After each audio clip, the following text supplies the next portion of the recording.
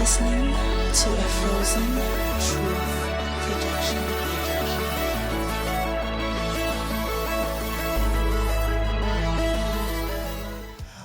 All right, welcome back. It is episode 9 with Tuesdays with Morris, and this is Morris Nelms. I am Justin Payne, and what we want to do is actually drop you right into a conversation that was happening. What I'd like to do is I'd always hit record, and we started talking without us even doing an intro. So why don't we just tune in, and we'll see you on the other side.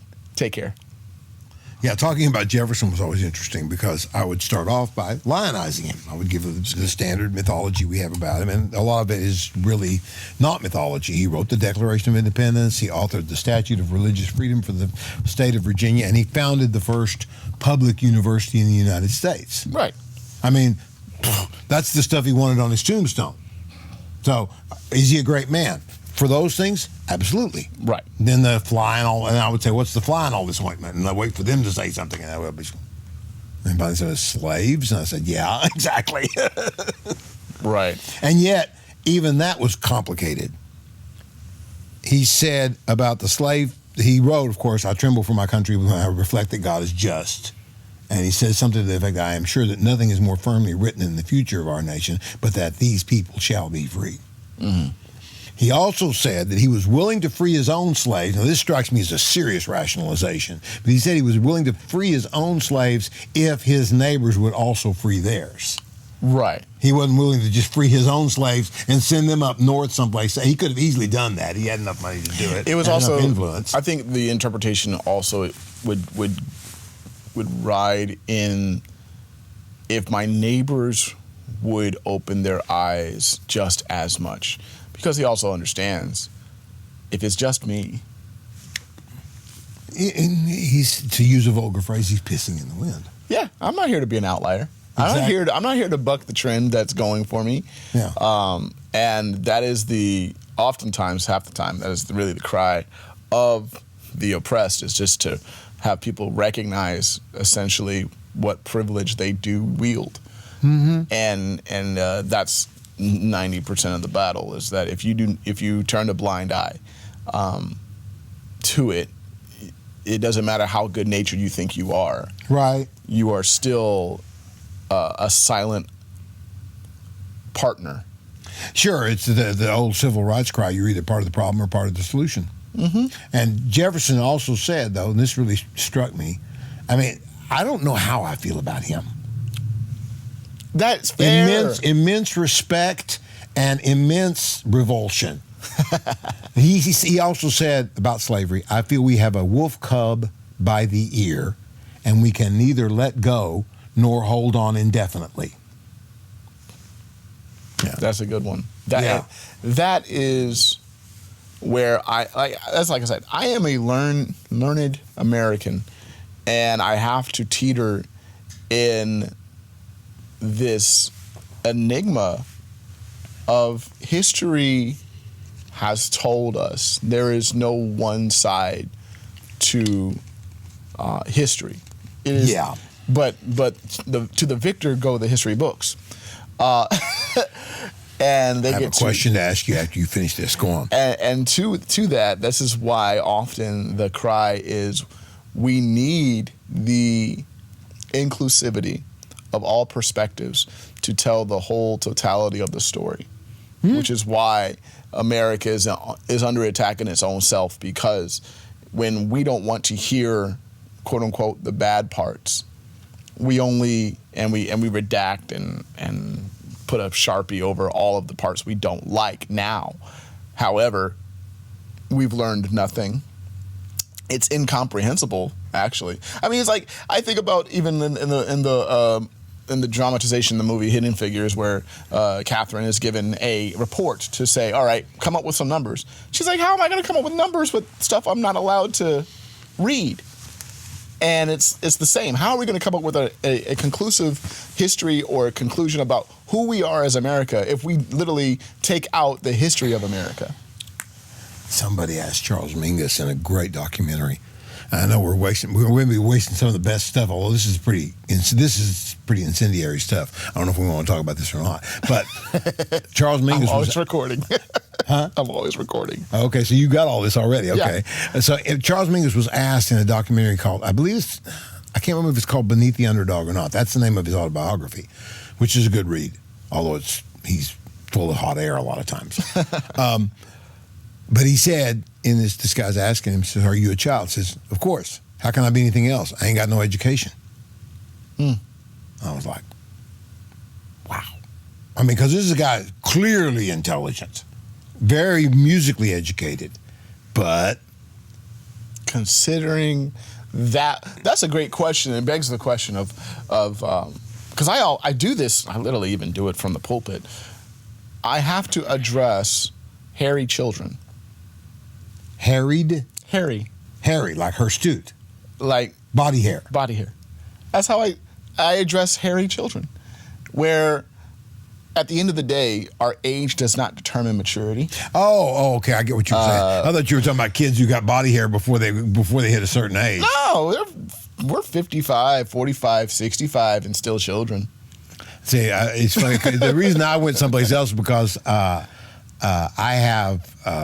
hirsute. I have a lot of body hair. And when I was in high school, I mean, I could have grown a full beard well before I hit. You really were the hairy child. Yeah, I really was the hairy child. And I remember we were talking about the anxiety that male children feel when they don't get body hair as fast as their peers. Right. And I remember raising my hand in class, and this psychology class, he goes, "Well," he says, "why are you raising your hand?" And then the class kind of looked and said, "Well, look at him," because I had like long hair and a big thick beard, right? But I said, no. What I'm saying is to be on the other end of that is just as distressing. To be the one that's getting all of the body hair before anybody else does. People assume that I have a job or it's just you're anything when you're in your teen years. If you haven't seen Inside Out 2, it's not just about women teenagers. I understood much of what she was going through. The desire to be like your peers is so overwhelming. I can long hair was all the fashion. I absolutely wanted to have long hair. I didn't get to have long hair until I got out of college. Until I got out of the house. I was only one of only 3 black boys in the entire grade of my intermediate school, and I'm over here wanting to have straight hair that looked like the boy bands of the pop era at the time. Sure. Yeah, exactly. My identity was cooked. In that space. Well, and the thing of it is that what you don't realize, and adults can't tell you this, but what you don't realize is that, having long hair, if you're white male like I was, means that you're in the same boat with women who have long hair. You have a whole bunch of hair care products you have to deal with. Unless you want to have really frazzed out, bad looking hair, you've got a bunch of stuff you have to do to it. Right. So what's an easier hairstyle? This. I finally went to this when I realized I was balding up here, whether I liked it or not, and this is like total low maintenance. The only thing I had to do is keep a supply of razors on hand. See there, but it goes to the place where I was saying we deal with hairy children because oftentimes we were equating hair and growth and physical change with mental maturity, and Mingus's comment elicits that as old as I am, as experience I may have in a field, if I do not have an education, I have not grown, I have not matured, I have not expanded my world to include the world, because a lot of people are suffering. We were having another side conversation earlier. A lot of people are suffering from some real whiplash currently, because suddenly they realize that their small world is much bigger. Because of decisions that are coming down the pipeline that affect government and manufacturing jobs and the trust in our economy, and what they assumed would be a breeze in their town is now shutting the entire town down, especially if it was a government town or things like that are really starting to open people's eyes to the fact that we are connected to a much larger tapestry than you thought. You're not just a quilt that exists or a patch that exists autonomously. This goes back to what you were talking about a minute ago. If you redact things, if you're only given these things to believe, right? And in my childhood, growing up in Oklahoma, I learned about the 5 civilized tribes and, all the history of Oklahoma because it had, at one point, 60 different Native American languages were spoken there, right? But I still got a sanitized view of a lot of that. Right. Right? Nobody told me about Columbus, for instance. I found out about that many years later, that Columbus was essentially... he was so bad, his behavior was so out of control towards the Native Americans he had encountered that he was condemned by one of the priests who was on the trip with him, who witnessed it. Right. That's not something we talk about. And exiled. Right. Now, okay, credit where it's due. The guy got in 3 leaky boats and did something nobody else was willing to do. And he proved that there's this huge pile of land that he didn't know was there. He was thinking he was going to get to China, but I mean, he figured out that there's this other stuff in the way, the Caribbean islands in his case. Changed everything. So, hats off to you there. But then why did you have to behave like such a... Like you did. A brutal pig. He's just a totally brutal pig towards these people who he even said were the kindest people he'd ever met. It's like... It challenges me. I think this is the episode we go there. It challenges me as an observer, especially as a Black American, about behavior of entitlement. I will not say from who exactly, but there is the space that people operate that when they walk in, that whatever they do is right and whatever they want is theirs. Like my daughter and I just finally watched Pocahontas because we're trying to figure out what Disney movies we do or don't want to indulge in. And I realized I really haven't watched Pocahontas at all. And I watched Pocahontas, I'm like, for the first time, this is like the first time I actually watched it through. I'm like, I can't with this movie. Okay.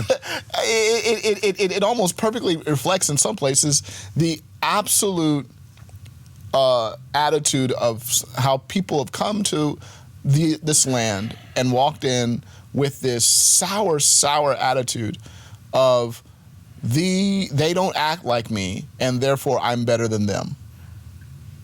And I am justified to do whatever I want to them and with them. And that, I think, especially when you mentioned the fact that there was a priest on the ship that is just watching in sheer terror of how is this ever a reflection of what you say and profess to be your core values? Oh, my goodness. There is, I believe it's in Immanuel Kant's essay, Perpetual Peace, where he talks about the colonizing powers in Europe and basically calls them on their hypocrisy. And then we're talking about in the 1700s he wrote this. That's what floored me. He wrote this in the 1700s. He said, we go into these places where there are people and act like there are no people. Do you have a flag? Right, there you go. What we talked about before. He says, and we lay claim to everything that they own and the land that they live on and themselves, and then cloak it all in a piety that is completely hollow, right? In other words, God gave us this, God gave us the entitlement. Manifest destiny. Exactly, that's another version of it. Yeah, and I was stunned when I read this the first time.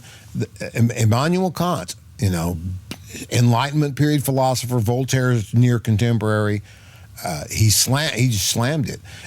One of the ones that was groundbreaking for me, because I graduated from high school in '74, and I remember Russell Means. I remember the Second Wounded Knee when they camped out there and were making all this noise about it. And I remember seeing how the people in my small town reacted to that, right?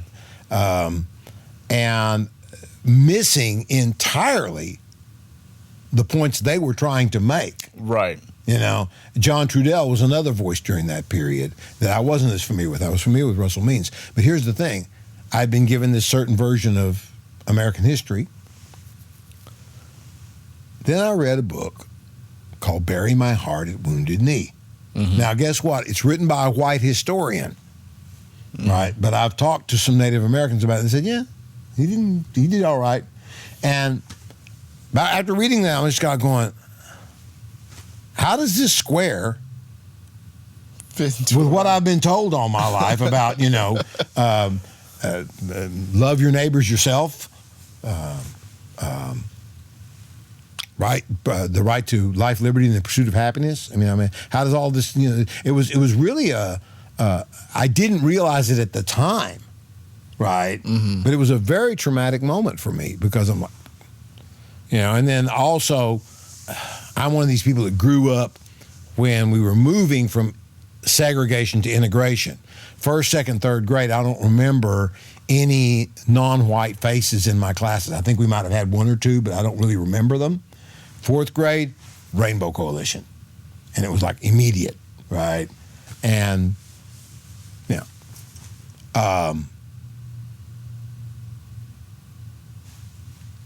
I'm not bragging on myself. I never got some of the attitudes that I saw people manifest. And I was glad to hear after the fact, when my cousin lived in Frederick, she met one of the African American women who remembered me from class, and she said, well, no, he never had an attitude. And I was just like, thank you. I was very pleased to hear that. But just to see all that play out on a day-to-day basis and realize, okay, it's like I remember not long after Martin Luther King was killed, and of course I remembered seeing that on TV. Mm-hmm. I remember seeing Robert F. Kennedy killed on TV. Mm-hmm. Not the actual. The actual event with Martin Luther King I didn't see. But the coverage, nobody did, but the coverage of it. And the Kennedy one, though, I remember seeing him on the floor, bleeding out. And I remember the reactions people had to all that. One that I'll never forget was hearing people at my church, one guy saying, well, Martin Luther King had communist connections. And so that means everything else he was saying was invalid.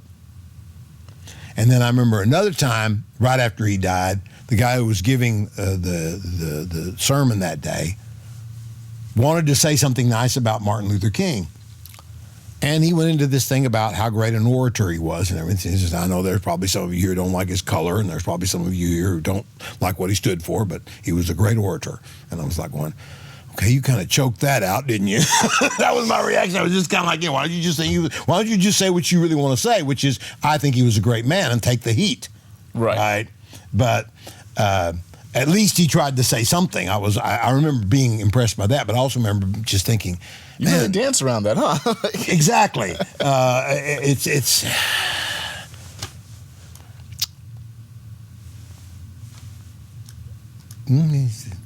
what can I say? It's an illness.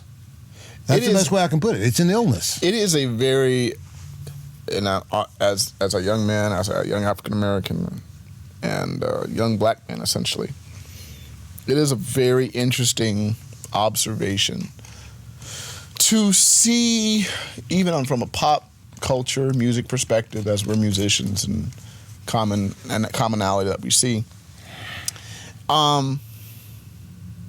Let's stick with jazz. How the evolution of jazz, the evolution of the African American expression, the evolution of African American music and soul and folklore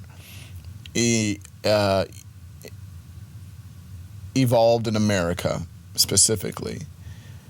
It is always interesting to watch another culture appreciate but not able to duplicate. But once, and I'm saying this on camera, once the culture has been snuffed out systematically often, pricing out of instruments, musical opportunities, economical opportunities to live, work, or play in the venues of which said music is offered, and essentially pushed out of their own expression where it costs too much to express yourself in such a way. There's only one culture left that demonstrates the demographic perspective. So even when I go back to play, I am the enigma of a cultural expression that it originated with my culture. And it is from that, and then, like I said, redacted history, where they hear about those who played great, and because then they've studied the etudes or studied the transcriptions, the equation of the greatness and or to themselves, even as students, is incredibly bold and diminishing to the history of which they studied to even get to a certain skill level. I don't know if I have a conclusion. I'm just speaking observations because it is consistent among many arenas in the, let's just say, the colonizer space. I'm going to set up what I want, and even if it is including your food, your tradition, your games, this, that, I'm going to take it. I'm going to make a way that you cannot participate in it, and then I'm going to throw it away when I'm done with it. In a nutshell. No, that happened in certainly in jazz music in a number of different ways. I mean, how many different examples do you want? Right. Yeah, that's a big. The one thing that struck me listening to all of this, because I mean, all of this history that you're talking about is we could write a book on it. A thick book. Let's do it one day. Okay. But when you were saying access to musical instruments, that intrigues me, because if you want a high quality musical instrument, you are going to spend upwards of $1,000 at least. Bass. Which I hadn't thought about it, but that is one of the things. And at the same time that was happening, there was a reduction of musical instruction in the public schools. Yep. And so we have a whole generation of African-American musicians who are jamming with computers. Right, because that is actually cheaper and more affordable than putting $1,200 down at 6th grade or 7th grade, convincing your parents to invest in a 3rd-string pawn Yamaha saxophone. And I'll even say this from personal. Here's a personal truth. I have been playing drums since 2 years old. Okay. In the church since 4. Okay. Literally playing throughout a whole gospel service. Okay.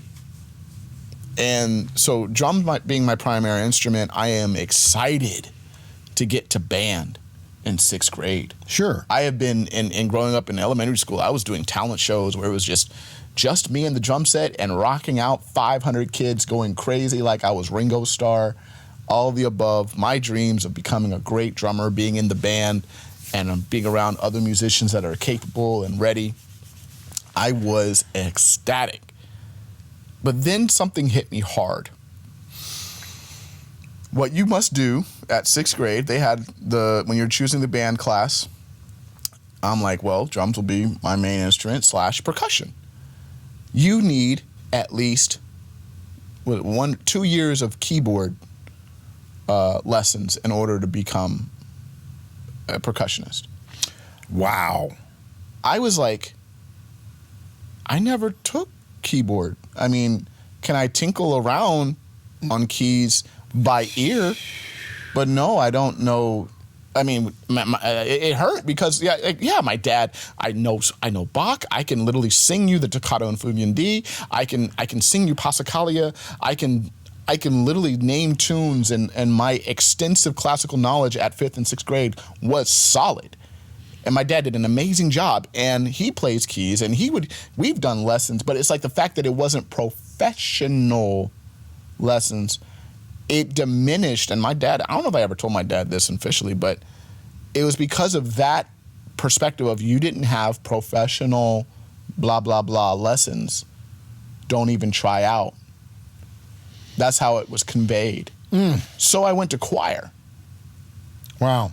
And I was the drummer for any choir concerts for sure, but I never participated in band because I never had official piano lessons. Now, I'm trying to wrap my head around this because as an educator, this strikes me as a problem that would be easily solved, you know. But it's something I have seen varieties of myself in as a teacher at Texas State.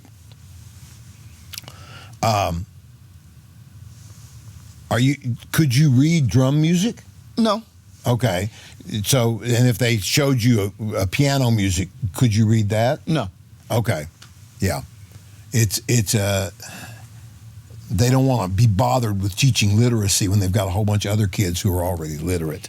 But what it means is, go ahead, please. Well, my little jab is that I memorized the, sort of like with the movie Drumline, I was able to memorize snare, etudes and things like that, and other things that got me into Texas State's music program.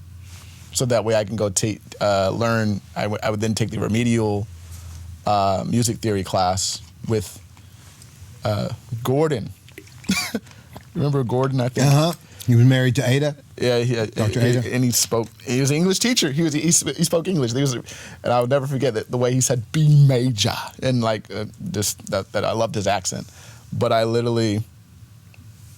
So that's where you actually learned to read music? That's the first place I learned to read music. That's Other criminal. than me having to transcribe horn parts for My Girl, my senior year of doing pop shows, when I finally realized I had to write parts for horns and not just tell people everything. But they just had to have sheet music. I'm like, all right, fine. So I taught myself basic music theory, and I even remember then my embarrassment, my supreme embarrassment of when they played everything a whole step the wrong way, in my opinion, and I stick to it. Because the song is in C. I play concert C. I wrote the music in C. I do not care to this day if you call it a B flat trumpet. If it comes out to this frequency, it is C. That's how I feel. That's how I'm sticking to it. You can fight me later. But so I had to go home and transpose all the parts to their correct instruments so that it would fall down, but whatever. Everybody who's ever arranged music has run into some variety of that problem at some point or another. Range, etc. It's funny because in the Middle Ages, they just had songbooks. And the songbooks were written in whatever key they sang them in. Right. And all the instruments just accommodated. And most jazz guys I know, most jazz horn players I know, learn to read in C. Right. Because of the nature of what they're going to be doing. They're playing a job, and the piano player maybe has a fake book handy, and somebody asks for a song that they don't know. So the piano player pulls it out, and everybody takes a quick look at it and says, "Okay, I remember that." Yeah. And then they can play it. The reason for the other stuff, the way it being the way it is for ease of execution.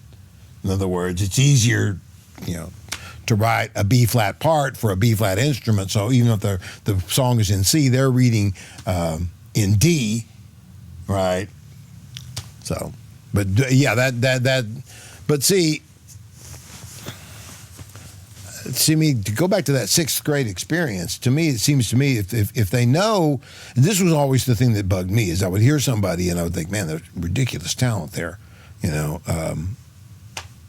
Why can't we find a way to bring that in and expand it, right? Letting them know that you're going to have a bunch of, so to me, you sixth grade, you play for me, I said, well, it's a fantastic drummer, right? I'm sure you were.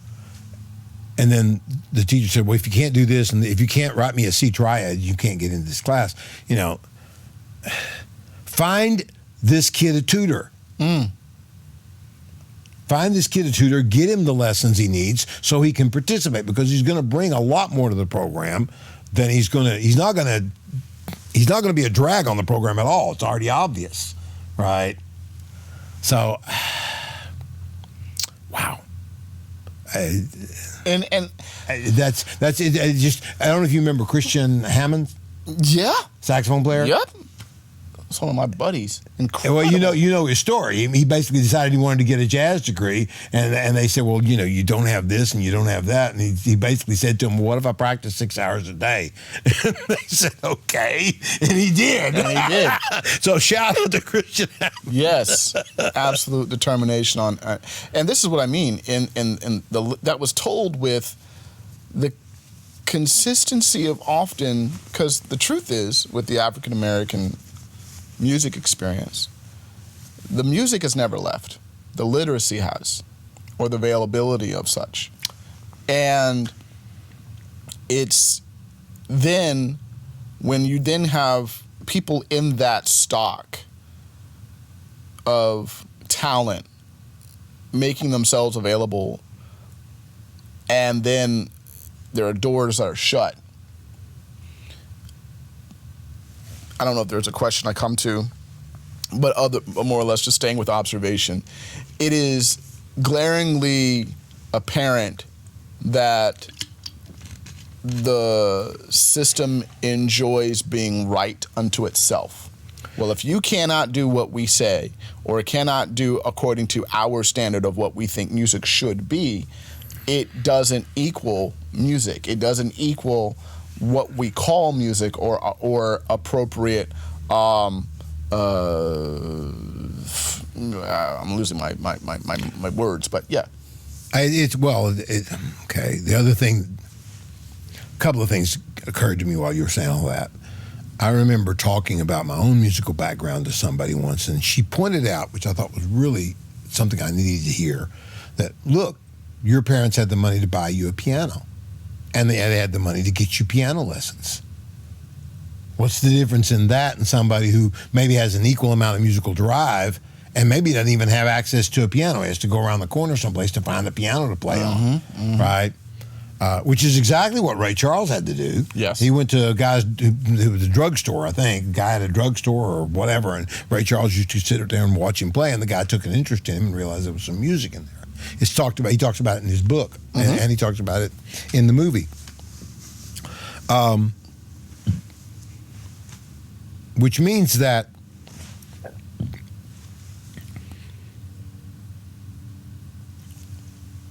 we have had an age-old problem, and James Burke is who first said this, so I'm giving credit where it's due.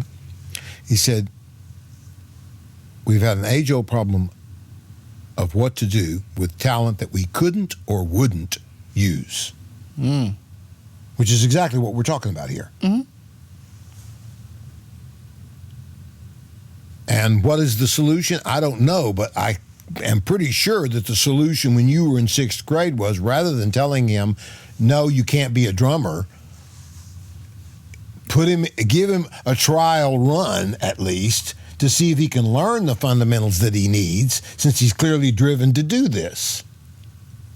Because even just coming from education, we know they're like, well, we don't have the tutor or the time or the additional resources to assign someone to help him learn such basics as necessary.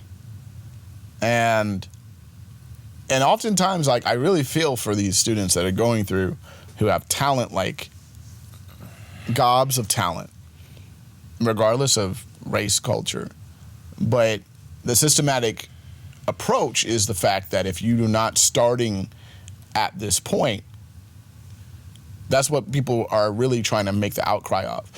No matter even the race, it's the fact that the starting line is so high for some people.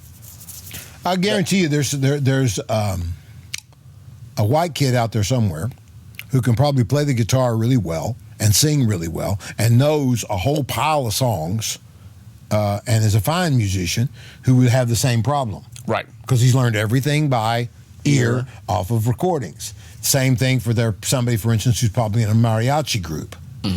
They learned everything by ear off of recordings. Spectacular. Some of the mariachis produce spectacular vocalists and spectacular trumpet players. Some of your most classically trained, are in mariachi. Yeah, they're the most classically sound. Their quality of vocal production, because they have to project in great arenas and plazas and amphitheaters Yeah, absolutely.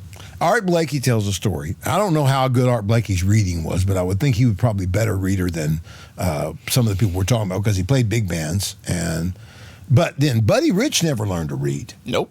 And his ears were so good, and he's like, but here's the problem. For anybody who's saying, well, I don't want to learn to read, here's the problem.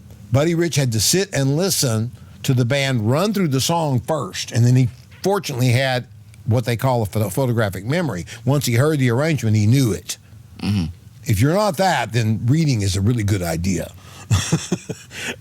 Now, Wes Montgomery also never learned to read, but it was a source of agony for him throughout his career because when he was called for a session, he had to get the music in advance and then spend a couple of days listening to it over and over and over to figure out what he was going to play over it. Mm-hmm. And he even avoided some opportunities because he was sure that his inability to read would be a drag on the proceedings. So, Errol Garner never learned to read. Fantastic piano player, as good as it gets. And Hampton Hall is one of the great bebop piano players, never really learned to read. He could read chords, right? But, I would like to submit, for the sake of my father listening, I did have drum lessons. Like, I did read rhythmic understandings, paradiddles, and so you'd studied your rudiments. I studied my rudiments. I just never got to the place of learning to put it in the right setting. Where does this go? Where does this translate? Where is this taking me to? Well, yeah, and the difference being that had you been introduced to band music outside the home when you were 5 and were learning the rudiments and were shown this is what the rudiments are for. Right. Because if you'd been shown that at the same time you were shown the rudiments, right. then the sky would have been the limit. Because it didn't. Because I'm just kind of going back to at least my personal story is that I had sort of like a white life and a black life. And the black life had church, the spirit, everything was done by ear and feel. Yeah. And the traditions were passed down more word of mouth at that time as a child. But then as a child in my educational experience, just do as I say, don't question what I say, because I'm already a behavior problem with my hyper ADD self.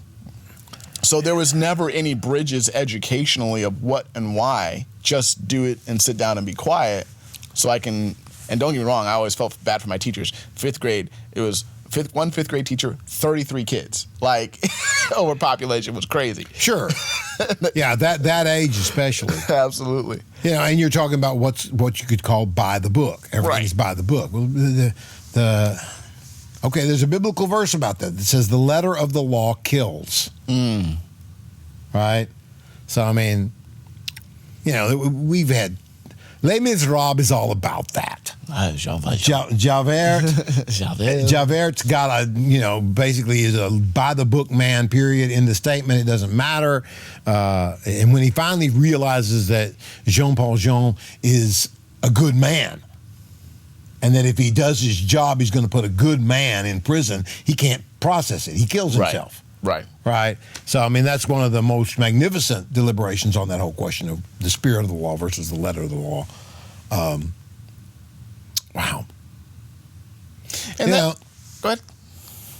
It's something I've talked about with other faculty as well. It's like somebody wants to become a great opera singer.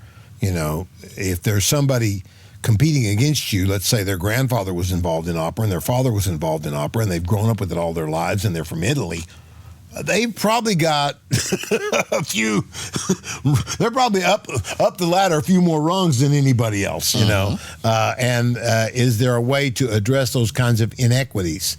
Man, that's a hard one. That's a really hard one. The one thing that encourages me about the plethora of instruction that's available on YouTube, some of it very good, is that anything people are interested in, I can see in the next 25 years becoming that everybody's going to have an encyclopedia at their fingertips to a level that we can't even imagine now. Right. So if you want to learn to read music, if when you were in 6th grade you found out back then, if you could have had what you have now to find, well, this will teach me how to read. Okay, because I want to be a drummer, I'm going to learn how to do this. Exactly, because to my point, like I said, I got to defend my dad. He gave me books. He gave me literature. But then me understanding later in my life, my learning style was very much more apprenticeship versus he kind of gave me here's the book, go figure it out sometimes. And I'm like, I love you, Dad, but I need a little bit more guided practice. But YouTube allows that. You can pause, you can slow it down, you can literally go at the pace. You can literally speed it up twice as much. If you're in that great input mode, there's times when I'm just listening, I can listen to an audiobook at 2.5 speed. And get most of it. And get it. That's the crazy part. And there's actually studies about those with ADHD and how they input information, how they read literally, is that they don't read every word. They can literally skip 2 to 3 words and get the point of the passage and pass comprehension test of the story, that they get the plot and protagonist, antagonist, whatever going on. And my brain is actually similar to that. And but on the flip side of it, some of the stuff I need to be really slowed down, need to be very repetitious. And let's just say in the digital age of control, because you can control your learning with your input, you can slow this video down, you can repeat what we just said, you can double check without getting any sort of reprimand, or you're not getting marks about your intellectual capacity because you asked a question. Because that's where we kind of came up from in an educational thing. If you were to ask a question, clearly you don't know it, clearly this is going to be an issue. Like the teacher's attitudes approaching you were just so much more sour of, man, I don't even want to ask you a question if you're going to ask, if you're going to come at me that way. I have to literally so now forth in the case when I was in education, I would remind students, by the way, my job is to answer your questions, not to belittle you for asking questions. I want your questions. It is your questions that make me a good teacher. Well, I also used to tell classes that the question you're asking is possibly one that a half a dozen other people in this class would like to ask. Absolutely. You're asking you're saying what everybody else has been saying. And then I was also proud of one of my classes once. I had this one woman who we're 3 weeks into the class. And I went over the syllabus the first day and she was there.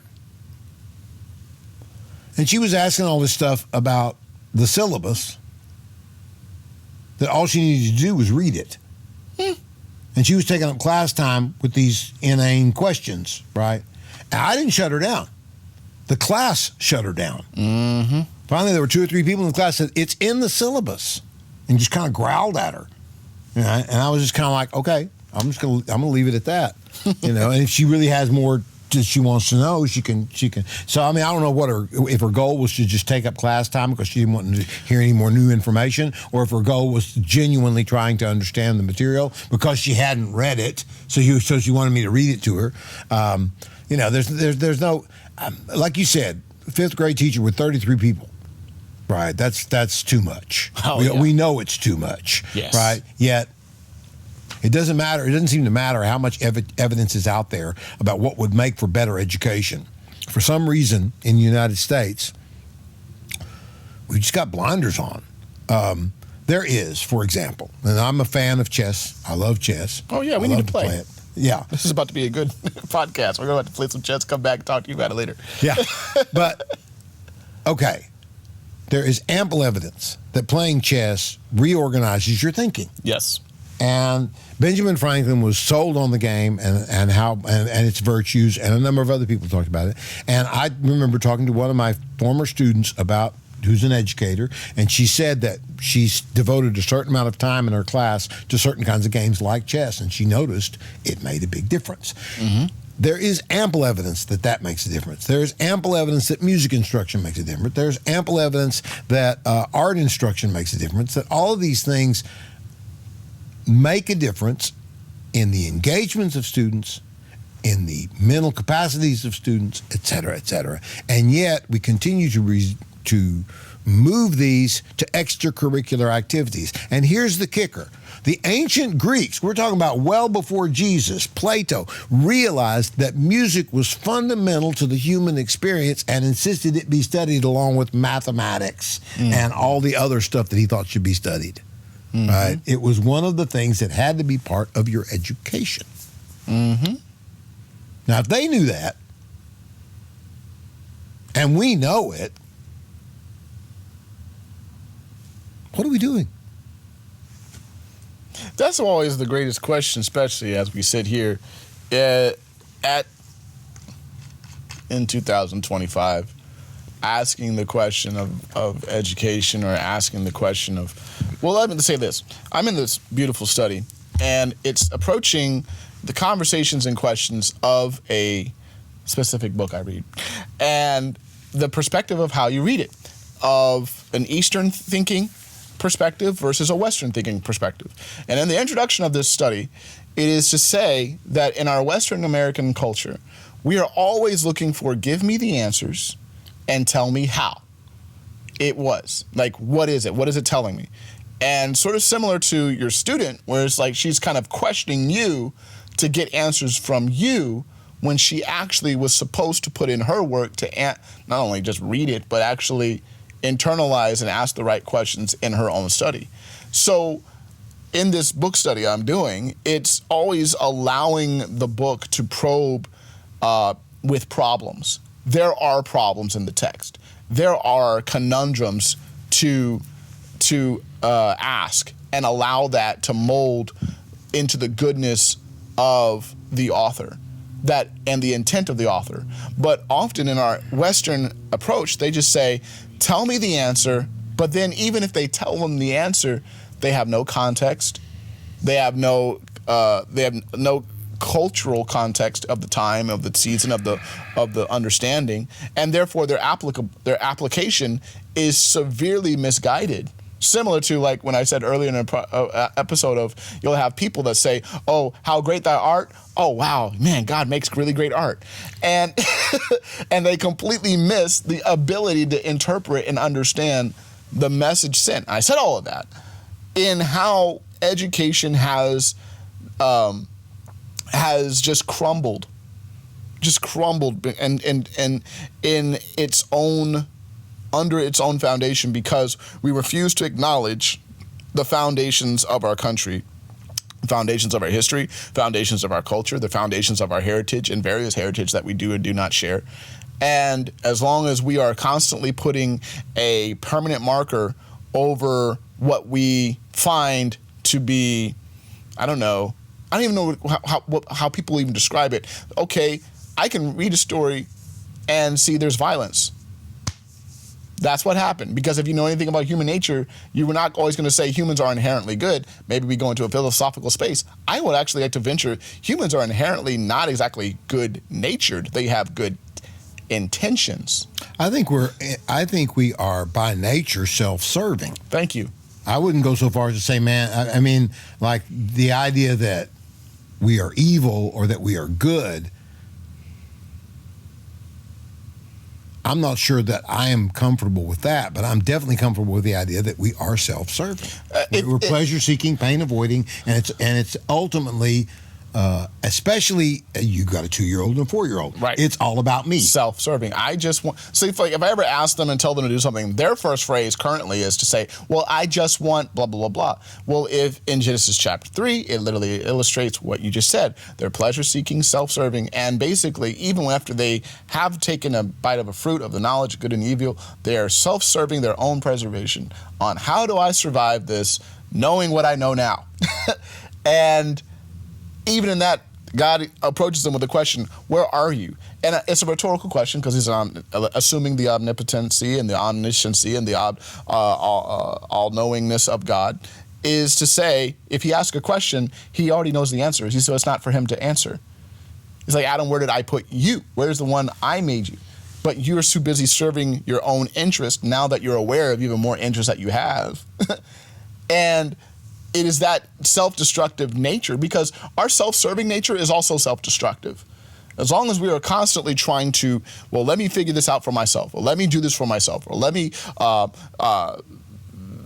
find my own way in our own pride, it is pride that goes before the fall. Yep.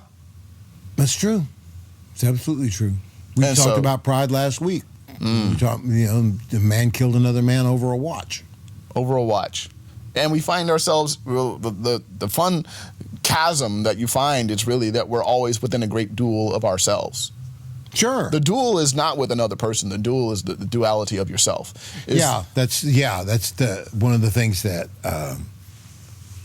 I participated in a program called Al-Anon at one point, which is not for alcoholics, but for people who've been around alcoholics and have been damaged by that contact. Because, as a friend of mine who was an alcoholic said, he put it perfectly, he says, no one escapes a chemically dependent family, which is well put, right? That's why it's called, demon rum is a good name for it. It has a tendency to poison everything around it. And I thought you were actually going to quote it to say no one suffers more from an alcoholic than their loved ones, essentially. Well, yeah. Because they're just at the wrath of unpredictability and those that are serving themselves. Yeah. Anyway, but I got involved in Al-Anon because I realized I had some issues I needed to address, and it was a godsend.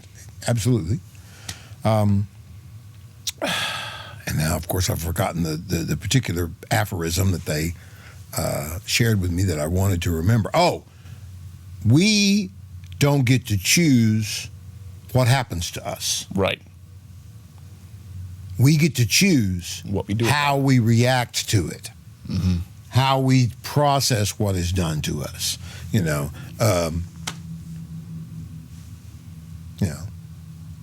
It's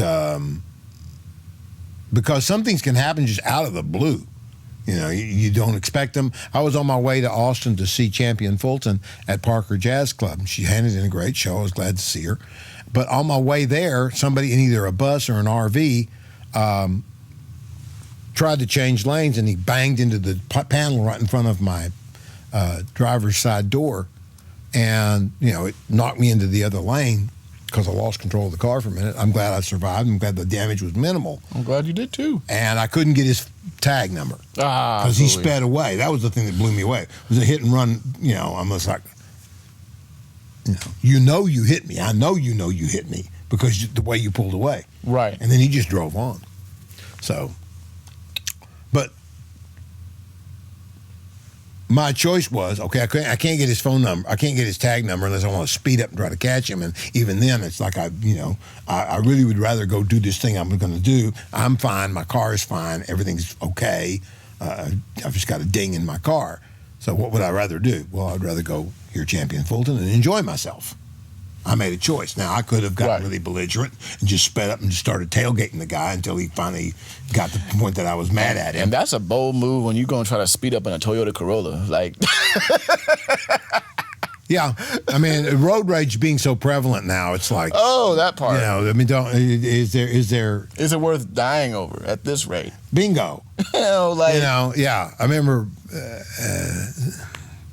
getting ready to make one of those loops underneath an overpass, and the guy with a truck and a trailer runs a red light in front of me. I'm just about to pull out, and here comes this truck and trailer, and it's like zoom, and I'm like going, wow. So then I went. He and I ended up stopping at the same convenience store down the road a ways. And I saw him. I thought about saying something to him, and I looked at him for a minute, and I thought, I'm not going to do it. It's like, because it's like, I have no idea how this guy might react. Right. And I don't see any. This is not as a friend of mine put it, this is not a hill I care to die on. Right. Is that is that what you want to allow? Here lies, there's like a whole book of people of who, I think even Dave Chappelle made a comment by having a segment called "When Keeping It Real Goes Wrong." I can imagine him. Yeah, I can just imagine where he went with that. Like it's full of scenarios of like, I'm not going to allow someone to step on my shoes. Hold on, and then gets into a fight and gets killed or something. And it's just embarrassing. It's like, yo, I'm going to keep it real because I'm not going to let people do this and the third. Wait a minute. And once you retaliate, how did that work out for you? Everybody who thinks that that's the way to go should read Hamlet. Yeah. That story lays it out perfectly. In fact, I remember showing it a fantastic version of it. The one with Mel Gibson is an extremely good read on the play. And I showed it to my brother, and I said, well, what did you think? What did you think the point was? And he said, nonviolence. Yeah, you got it. Hamlet got messed up everything because he insisted on vengeance. Or the 1980s movie War Games with a young Matthew Broderick. Oh, that's a good show. I hadn't thought about that in a while. Yeah, I love that. And the best way to win the game is to not play it. Yeah, and they convinced the computer to give up the game by playing tic-tac-toe. Yeah. Yeah. And so there is no scenario in which we win with these superpowers. And what I'm going to do is kind of wrap up, but I'll do it like this. Thank y'all for episode 9 already that we are able to share with you. And I think some of these conversations have been beautifully lighthearted and walking around the places that we're going to have to go as society. The more we talk about culture, the more we talk about music, the more we talk about jazz, sometimes we have to address the elephant in the room of how do we come together through it all. It's not just like always, we avoid topics and that's why we like each other. It's the fact that we have learned to, on different sides of life, observe. And I think that's a big, important. Observe. Don't just let people tell you how to think. Don't just let people tell you what is, and everything. We talk about a lot of different things from, yes, technically even religion to politics.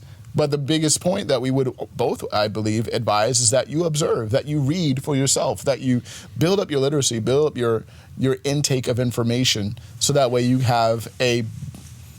can grow up. As to reference an earlier part of the conversation, we want you to grow up and not just be hairy children. Because sometimes all we do is just act like children and be self-serving. And we sound just like our 4- and 2-year-olds in the world, just with deeper voices and worse breath. Oh, my goodness. But... so we use this opportunity to say goodbye. Thank you so very much, and we'll see you next Tuesday. Thank you. Thank you. You're listening to a Frozen Truth Production.